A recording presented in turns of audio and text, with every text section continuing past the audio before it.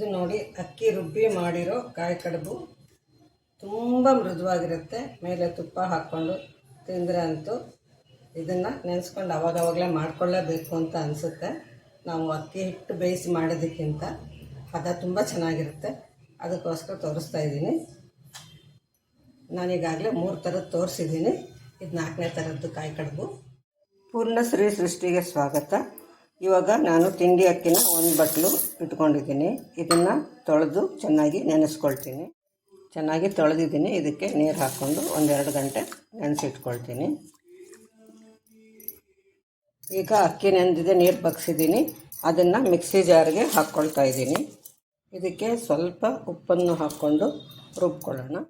ಈಗ ಸಣ್ಣ ಉರಿಯಲ್ಲಿ ಬಾಳೆ ಎಲೆಯನ್ನು ಈ ಥರ ಬಾಡಿಸ್ಕೋಬೇಕು. ಒಂದು ಸ್ವಲ್ಪ ಬಿಸಿ ಮಾಡಿದ್ರೆ ನಾವು ಯಾವ ಥರ ಮಡಿಸಿದ್ರೂ ಅದು ಕಟ್ಟಾಗಲ್ಲ. ಇಲ್ಲಾಂದರೆ ಬಾಳೆ ಎಲೆ ಎಷ್ಟು ಸೂಕ್ಷ್ಮ ಗೊತ್ತಲ್ವೋ, ಸ್ವಲ್ಪ ಹೀಗಂದರೆ ಸಿಡ್ಕೊಂಡ್ಬಿಡುತ್ತೆ.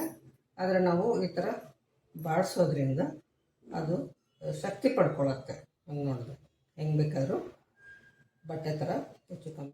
ಬಾಳೆ ಎಲೆ ಇಲ್ಲದೆ ಇದ್ದರೆ ಅರಿಶಿಣದ ಎಲೆ ಇದ್ದರೆ ಅದನ್ನು ಕೂಡ ಉಪಯೋಗಿಸ್ಕೋಬೋದು. ಅದಾದರೆ ಅದು ಬಿಸಿ ಮಾಡೋ ಅಗತ್ಯ ಇಲ್ಲ. ಈಗ 1 ಬಟ್ಲು ಅಕ್ಕಿ ಹಾಕಿದ್ವಲ್ಲ, ಅದಕ್ಕೆ 2 ಬಟ್ಲಿಗಿನ್ನ ಸ್ವಲ್ಪ ಕಮ್ಮಿ ನೀರು ಹಾಕ್ಕೊಂಡಿದ್ದೀನಿ.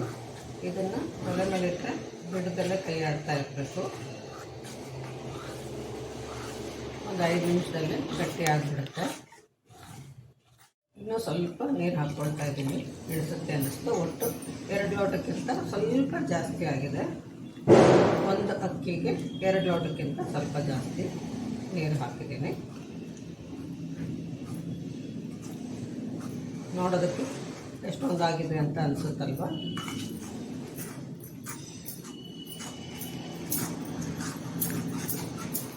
ಕೆಲವೇ ನಿಮಿಷದಲ್ಲಿ ಗಟ್ಟಿ ಆಗಬೇಕು.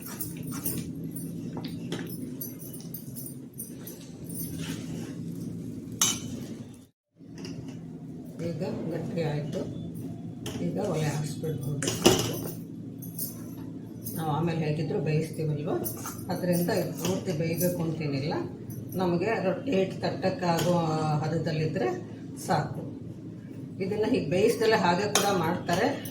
ನನ್ನ ರುಚಿಗೆ ಚೆನ್ನಾಗಿದೆ ಅನ್ನಿಸ್ಲಿಲ್ಲ, ಅಥವಾ ನನಗೆ ಮಾಡೋಕ್ಕೆ ಬರಲಿಲ್ವೋ ಗೊತ್ತಿಲ್ಲ. ಅದರಿಂದ ನಾನಿದೆ ಬೆಸ್ಟ್ ಅಂತ ಮಾಡ್ತಾಯಿದ್ದೀನಿ. ನೋಡಿ, ಬಾಂಡ್ಲಿಯಲ್ಲಿ ಹುಟ್ಕೊಂಡಿರೋ ಹಿಟ್ಟು ಇದಿಷ್ಟು ಉಂಡೆ ಕಟ್ಕೊಂಡಿದ್ದೀನಿ. ತುಂಬ ಬೆಣ್ಣೆ ಥರ ಇರುತ್ತೆ ಇದು. ಸ್ವಲ್ಪ ಎಣ್ಣೆ ಹಚ್ಕೊಂಡು ಕೈಗೆ ಈ ಥರ ಉಂಡೆ ಮಾಡ್ಕೋಬೇಕು. ಅಷ್ಟು ಮೆತ್ತಗೆ ತುಂಬ ಮೃದುವಾಗಿರುತ್ತೆ. ಇದನ್ನು ಬೇಕಾದರೆ ಚಪಾತಿ ಪ್ರೆಸ್ಸರಲ್ಲಿ ಕೂಡ ಪ್ರೆಸ್ ಮಾಡ್ಕೋಬೋದು. ತುಂಬ ಒಂಚೂರು ಹಿಂಗೆ ಅಂತಿದ್ದಂಗೆ ಪ್ರೆಸ್ ಆಗೋಗ್ಬಿಡುತ್ತೆ. ಗೊತ್ತಾಯ್ತಾ? ಇವಾಗ ನಾನು ಪ್ರೆಸ್ಸರ್ ಇಲ್ದಲೇ ಕೂಡ ಮಾಡೋ ಅಂಥದ್ದನ್ನು ತೋರಿಸ್ತಾ ಇದ್ದೀನಿ. ಇವಾಗ ಎಲೆ ಈ ಥರ ಇಟ್ಕೊಂಡಿದ್ವಲ್ಲ, ಇಷ್ಟು ಕಟ್ ಮಾಡಿ ಇಟ್ಕೊಂಡಿದ್ದೀನಿ. ಇದಕ್ಕೊಂದು ಚೂರಿ ಎಣ್ಣೆ ಹೀಗೆ ಅನ್ಕೊಂಬಿಟ್ಟು 1 ಉಂಡೆ ಇಟ್ಕೊಂಡ್ಬಿಟ್ಟು ಅದ್ರ ಮೇಲೆ ಒಂದು ಪ್ಲಾಸ್ಟಿಕ್, ಅದ್ರ ಮೇಲೆ ಒಂದು ಇದು ಕಾಣುತ್ತೆ ಕೂಡ. ತುಂಬ ನೋಡಿ, ಇಷ್ಟು ಅಂದರೆ ಕೂಡ ಅಷ್ಟು ಮೆತ್ತಗಾಗ್ಬಿಡುತ್ತೆ. ನಿಮ್ಗೆ ಎಷ್ಟು ಬೇಕೋ, ಎಷ್ಟು ಎಣ್ಣೆಗೆ ಬೇಕೋ, ಅಂಚಲ್ ದಪ್ಪ ಇರದೇ ಇರೋಂಗೆ ನೋಡಿಕೊಂಡ್ರೆ ಸಾಕು. ಇಷ್ಟು ಮಾಡ್ಕೊಂಬಿಟ್ಟು ಇದರಲ್ಲಿ ನೀವು ಹುರ್ಕೊಂಡಿರೋ ಕಾಯಿ ಬೆಲ್ಲ ಇಟ್ಕೊಂಡ್ಬಿಟ್ಟು ಇದನ್ನು ಈ ರೀತಿ ಮುಚ್ಚಿಬಿಟ್ಟು ಹೀಗೆ ಒಂಚೂರು ಟಚ್ ಮಾಡ್ಬೋದು. ಓಪನ್ ಇದ್ದರೂ ಕೂಡ ಏನು ತೊಂದರೆ ಇಲ್ಲ. ಹೀಗೇನೆ ಇದರಲ್ಲಿ ಇಟ್ಕೊಂಡ್ಬಿಡಬಹುದು. ಅದೇ ರೀತಿ ಎಲ್ಲನೂ ಒಂಚೂರು ಎಣ್ಣೆ ಹಚ್ಕೊಳ್ಳೋದು, 1 ಉಂಡೆ ಇಡೋದು. ಪ್ರೆಸ್ಸರ್ಗಿಂತನೂ ತುಂಬ ಚೆನ್ನಾಗಿ ಸುಲಭವಾಗಿ ಚೆನ್ನಾಗಾಗುತ್ತೆ ಅಂತ ನಾನು ಅಂದ್ಕೊಂಡಿದ್ದೀನಿ.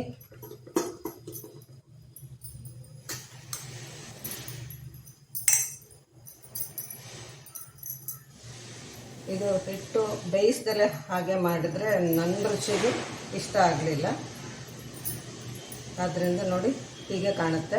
ಈಗ ತೆಗೆದ್ರು ಈಗಲೇ ಬರುತ್ತೆ. ಇನ್ನು ಬೆಂದ ಮೇಲೆ ಅಂತೂ ಇನ್ನೂ ಈಸಿಯಾಗಿ ಬರುತ್ತೆ ಅಲ್ವಾ. ನೋಡಿ, ಇದು ಅರಿಶಿಣದೆಲೆಯಲ್ಲಿ ಮಾಡ್ಕೊಂಡಿದ್ದು.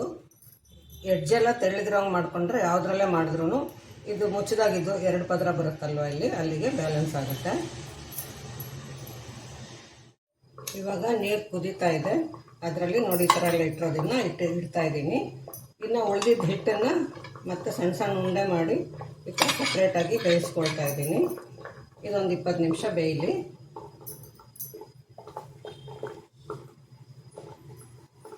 ಇಡ್ಲಿ ಥರ ವೇಟ್ ಹಾಕ್ದಲೇ ಬೇಯಿಸಬೇಕು, ಗೊತ್ತಲ್ವಾ? ಬೇಕಾದರೆ ಒಂದು ಬಟ್ಟೆ ಮುಚ್ಚಬಹುದು. ಈಗ ಇದು ಬೆಂದಿದೆ. ಉಂಡೆಗಳೆಲ್ಲ ನೋಡಿ ಮಿರಿ ಮಿರಿ ಮಿಂಚ್ತಾ ಇದೆ.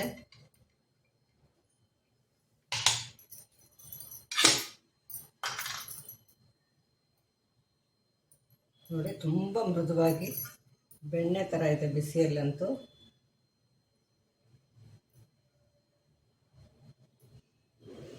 ಇದಕ್ಕಿಂತ ಮೃದುವಾಗಿ ಮಾಡಲಿಕ್ಕೆ ಆಗಲ್ಲ ಅಂತ ಅನ್ನೋ ಹಾಗೆ ತುಂಬ ಚೆನ್ನಾಗಿರುತ್ತೆ. ತಣ್ಣಗಾದ್ಮೇಲೆ ಸ್ವಲ್ಪ ಬಿರುಸು ಬರುತ್ತೆ. ಈ ಉಂಡೆಗಳನ್ನೆಲ್ಲ ಏನು ಮಾಡೋದು ಅಂತ ಆಮೇಲೆ ತೋರಿಸ್ತೀನಿ. ಹಿಟ್ಟು ಬೇಯಿಸ್ದಲೇ ಹಾಗೆ ಮಾಡಿದ್ದು ನನಗೆ ಹಿಡಿಸ್ಲಿಲ್ಲ, ಆದ್ದರಿಂದ ಈ ರೀತಿ ಬೇಯಿಸೋದು ತೋರಿಸಿದೆ. ಈಗಾಗಲೇ ನಾನು 3 ಥರದ್ದು ತೋರಿಸಿದ್ದೀನಿ ಕಾಯಿ ಕಡುಬು. ಇವಾಗ ಸ್ವಲ್ಪ ಎಣ್ಣೆ ಹಾಕಿ ಸಾಸಿವೆ ಹಾಕಿದ್ದೀನಿ.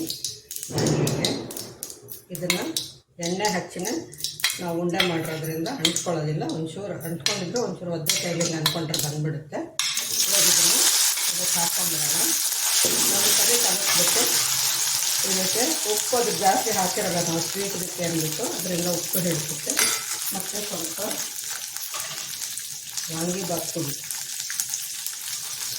ನಮ್ಮ ಖಾರಕ್ಕೆ ತಕ್ಕ ಹಾಗೆ ವಾಂಗಿಬಾತ್ ಪುಡಿ ಸ್ವಲ್ಪ ಹಾಕ್ಕೊಂಡು ಒಂದು ಸ್ವಲ್ಪ ಹೊತ್ತು ರೋಸ್ಟ್ ಮಾಡೋಣ. ಹಾಗೆ ಆವಾಗ ಮೇಲೆ ಸ್ವಲ್ಪ ಕ್ರಿಸ್ಪಿಯಾಗಿ ಒಳಗಡೆ ಮೆತ್ತಿಗೆ ಬರುತ್ತೆ.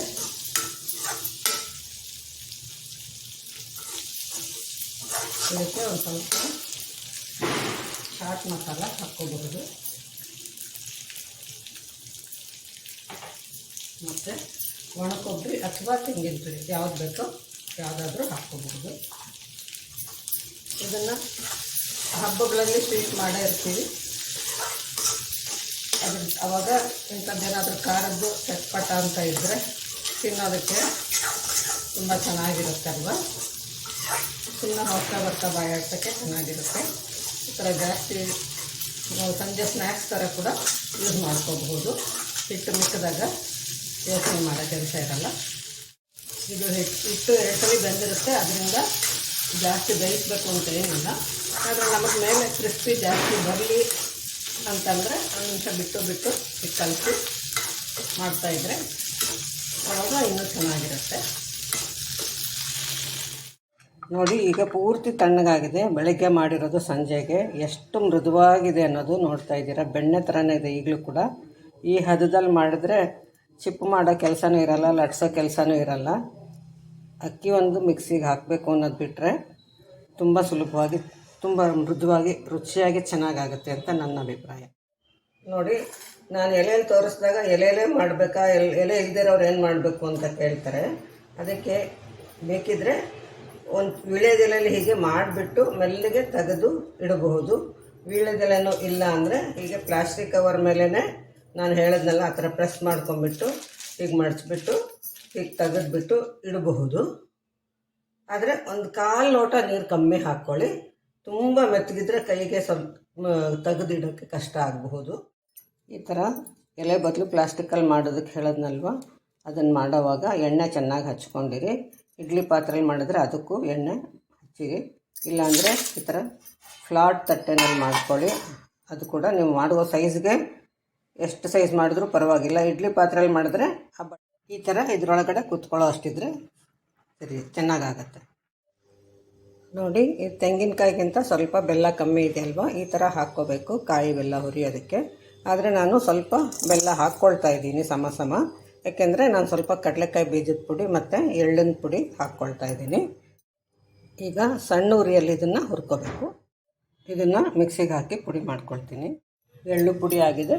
ಇದನ್ನು ಕೂಡ ಇದಕ್ಕೆ ಒಲೆ ಮೇಲೆ ಇರಬೇಕಂತೇನಿಲ್ಲ, ಇಳಿಸಿದ ಮೇಲೆ ಕೂಡ ಹಾಕ್ಕೋಬಹುದು.